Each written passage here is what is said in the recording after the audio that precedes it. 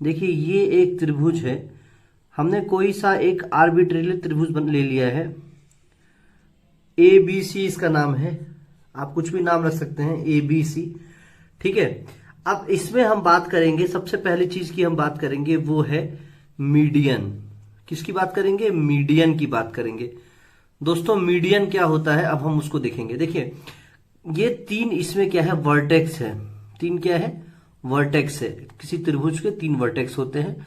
अगर हम किसी वर्टेक्स से सामने वाली भुजा पर या सामने वाली साइड पे एक ऐसी लाइन ड्रॉ करते हैं जो लाइन सामने वाली भुजा को टू इक्वल पार्ट्स में, ध्यान दीजिएगा, दो बराबर पार्ट्स में डिवाइड करता हो, तो उसको हम कहते हैं मीडियन। तो मतलब अगर ये एम है, ए एम, तो ए एम क्या हो जाएगा? ए एम एक मीडियन हो जाएगा। ठीक है, तो जैसा कि मैंने पहले बताया था कि तीन वर्टेक्स होते हैं, तो तीनों वर्टेक्स से आप तीन ऐसी लाइन ड्रॉ कर सकते हैं। ये देखिए सी से मैंने एक और लाइन ड्रॉ कर दी, तो ये क्या हो जाएगा? सी एन हो जाएगा। सी एन भी क्या हो जाएगा? एक मीडियन हो जाएगा। ऐसे ही बी से अगर मैं बी ओ ड्रॉ करूं, बी ओ, तो ये क्या हो जाएगा? बी ओ क्या हो जाएगा? बी ओ भी एक मीडियन हो जाएगा। अब एक चीज मैं बताना चाहूंगा कि ये ए एन भी किसके इक्वल होगा? बी एन के इक्वल होगा, और ए ओ इक्वल होगा किसके? ओ सी के इक्वल होगा। ठीक है, और जहां पे ये तीनों पॉइंट कट कर रहा है, मतलब जहां पे ये तीनों मीडियन को कोइंसाइड कर रहा है, उस पॉइंट को हम कहते हैं सेंट्रॉइड। क्या कहते हैं हम? सेंट्रॉइड। और हिंदी में सेंट्रॉइड को कहते हैं हम केंद्रिका। क्या कहते हैं हम? केंद्रिका। ध्यान दीजिएगा, केंद्रिका कहते हैं। ठीक है, तो एक ट्रायंगल में तीन मीडियन होते हैं और वो मीडियन जहां कोइंसाइड करता है उसको कहते हैं हम केंद्रिका।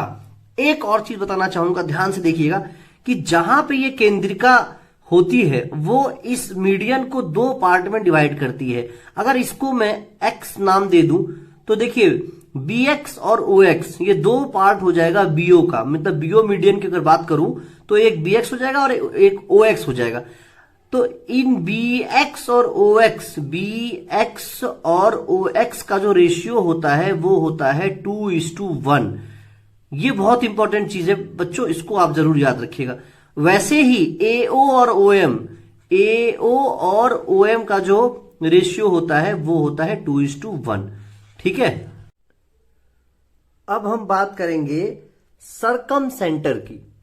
देखिए सरकम सेंटर क्या होता है, तो यहां भी पहले एक ट्रायंगल है ए बी सी, ध्यान से देखिए, ट्रायंगल दिख रहा होगा आप लोग को। अब इस ट्रायंगल में मैंने तीन लाइंस ड्रॉ की हैं तीनों साइड पे। चलिए स्टार्ट करते हैं हम बीसी से। देखिए बीसी पे एक लाइन ड्रॉ हुई है, इसको नाम दे देता हूं मैं एम एन। ठीक है, ये एम एन जो डॉटेड लाइन है इसको मैं स्ट्रेट कर देता हूं। देखिए ये एम एन एक लाइन है। दूसरी जो लाइन है वो है पी क्यू। ये देखिए एसी पे, एसी पे जो लाइन है वो है पी क्यू। देख पा रहे हैं आप? क्योंकि थोड़ा सा मैं फोकस कर दे रहा हूं। देखिए अब दिख रहा होगा आप लोग को, ये जो लाइन है वो क्या है? P Q. ठीक है, अब ठीक होगा। देखिए ये पी क्यू है, ये मान लीजिए ये पी क्यू है, और तीसरी जो लाइन है वो है एक्स वाई। ये तीन लाइन एक जगह कट कर रही है, इसको दे दीजिए आप ओ नाम। ठीक है, अब देखिए क्या है, एम एन जो है वो इसका क्या है? Perpendicular bisector. Perpendicular bisector, perpendicular bisector है। समझ पा रहे हैं आप? परपेंडिकुलर बाइसेक्टर का मतलब ये होता है कि कोई लाइन दूसरी लाइन को अगर टू इक्वल पार्ट्स में डिवाइड करे और दोनों के बीच 90 डिग्री का एंगल हो, तो उसको कहते हैं परपेंडिकुलर बाइसेक्टर। तो तीनों साइड्स पे हमने तीन परपेंडिकुलर बाइसेक्टर ड्रॉ कर लिया। अब जिस पॉइंट पे ये कट करेगा उस पॉइंट को हम कहते हैं सरकम सेंटर। ध्यान दीजिए, सरकम सेंटर। अच्छा, ये सरकम सेंटर जो होता है वो एक ऐसा सर्कल जो इन तीनों पॉइंट्स से होते हुए बनेगा। देखिए तीनों पॉइंट्स मतलब तीनों वर्टेक्स, सर्कल का जो तीन वर्टेक्स है उस तीनों पॉइंट से ये सर्कल जो क्या होगा? बनेगा, सर्कल बनेगा। देखिए ये सर्कल बन गया है आपका।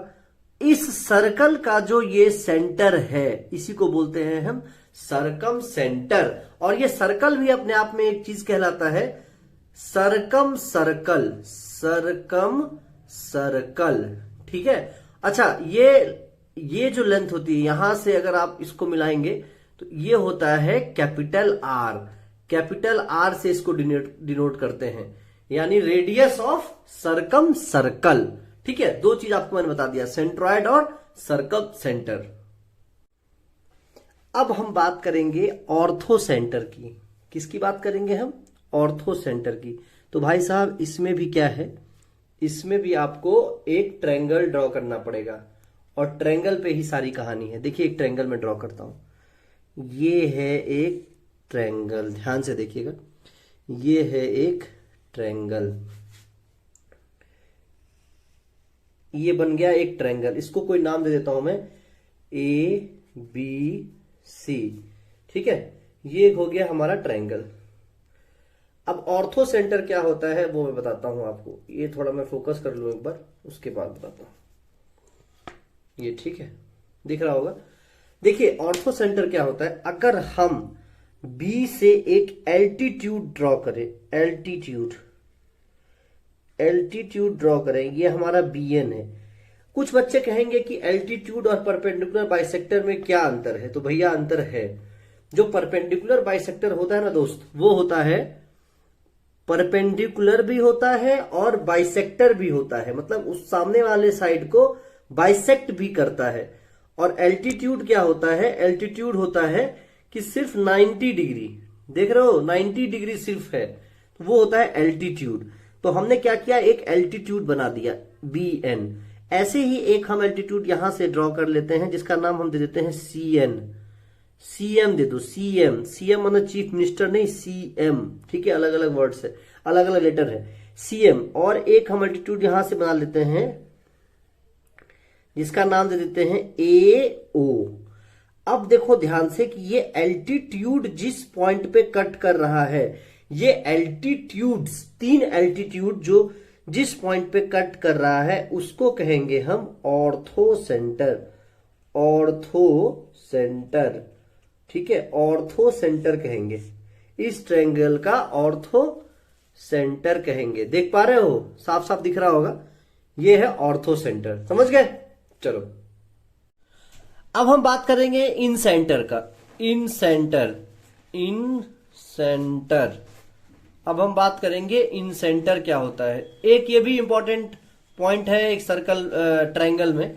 तो देखते हैं कि इन सेंटर होता क्या है। देखिए अगर एक ट्रायंगल है ABC, अगर एक ट्रायंगल है ABC, अगर एक ट्रायंगल है, तो हमने साइड्स के बारे में बात तो कर लिया। अब हम एंगल्स के बारे में बात करेंगे। देखिए ये 3 एंगल्स है इसमें, angle A, angle B, angle C। तो इस केस में क्या होगा कि अगर हम तीनों एंगल के बाइसेक्टर को ड्रॉ करें, ये मान लीजिए कि इस एंगल का ये बाइसेक्टर है, ठीक है, ये इधर से चला गया, और ये इस एंगल का बाइसेक्टर है, ये इस एंगल का बाइसेक्टर है। थोड़ी देर के लिए मान लीजिए ये यहां से यहां चला गया। ऐसे ही एंगल A का बाइसेक्टर होगा, ये तीसरा। तो एंगल बाइसेक्टर जो ये तीनों होते हैं, एंगल बाइसेक्टर, उनके इंटरसेक्शन पॉइंट को हम कहते हैं इन सेंटर। क्या कहते हैं हम? इन सेंटर। अब एक और चीज बताता हूं, देखिए इन सेंटर अगर जैसे होता है, तो अगर एक सर्कल हम इसके अंदर इंस्क्राइब्ड कर दें, इसके अंदर हम इंस्क्राइब्ड कर दें सर्कल, ये देखिए सर्कल मैंने इंस्क्राइब्ड कर दिया, ठीक है। तो ये सर्कल जो होता है, जैसे वहां पे सर्कम सर्कल था, इसको बोलेंगे इन सर्कल, इन सर्कल। और ये जो है ये डिस्टेंस जो होती है वो क्या होगी? Small r। क्या होगी? Small r। ये बहुत इंपॉर्टेंट है दोस्तों, इसको जरूर नोट कर लीजिएगा, ठीक है, स्मॉल r। और ये एंगल आपको पता ही है।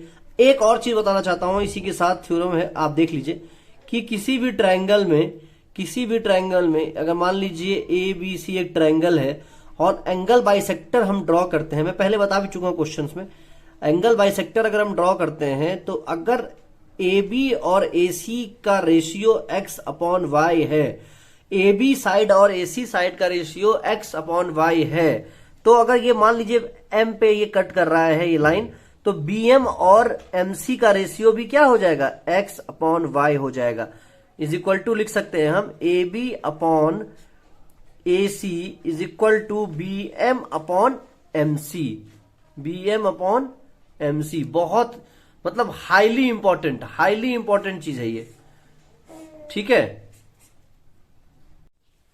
देखिए अब आपने अब तीनों चीजों को पढ़ लिया है, तो अब हम ध्यान से देखेंगे 3 इंपॉर्टेंट पॉइंट्स क्या क्या है जो आपको हेल्प करेंगी क्वेश्चन सॉल्व करने में और एग्जाम में शॉर्टकट तरीके से किसी भी सवाल को सॉल्व करने के लिए।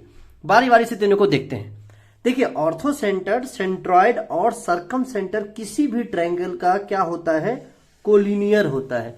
अब कोलिनियर क्या होता है जरा देखिए, मान लीजिए ये आपका ऑर्थो सेंटर है, ठीक है, ये आपका सेंट्रॉइड है और तीसरा है आपका सेंट्रॉइड, में लिख देता हूं सेंट्रॉइड है, और तीसरा है आपका सर्कम सेंटर।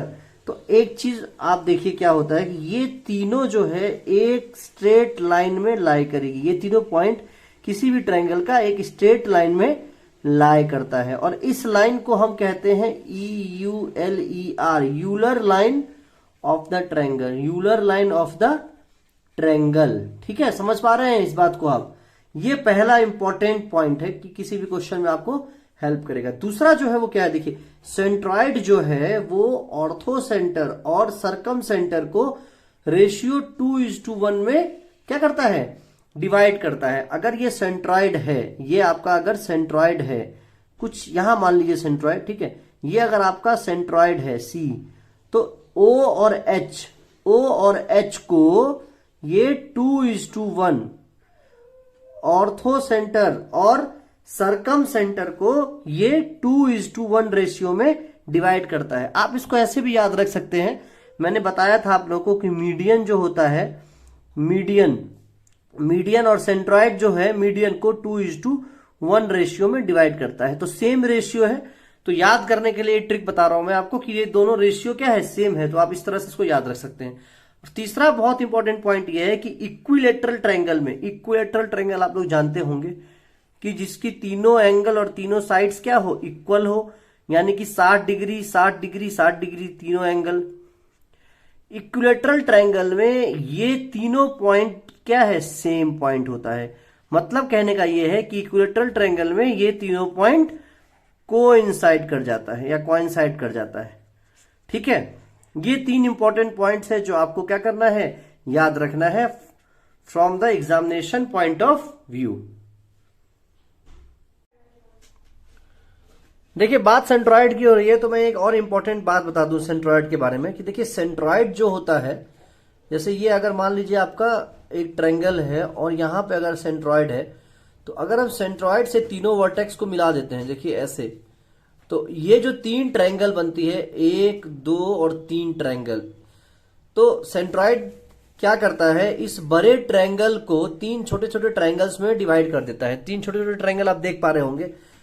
अगर मैं ये कह दूं कि area of triangle 1, area of triangle 2 और एरिया ऑफ ट्रायंगल 3 तीनों कंसीडर करूं अगर मैं, तो सेंट्रॉइड तीनों ट्रायंगल के एरिया को इक्वल कर देता है। जो 3 ट्रायंगल बनता है उस तीनों ट्रायंगल का एरिया क्या होता है, इक्वल हो जाता है। समझ रहे हैं, तो ये भी एक इंपॉर्टेंट पॉइंट है, तो इसको भी आप नोट कर लीजिए।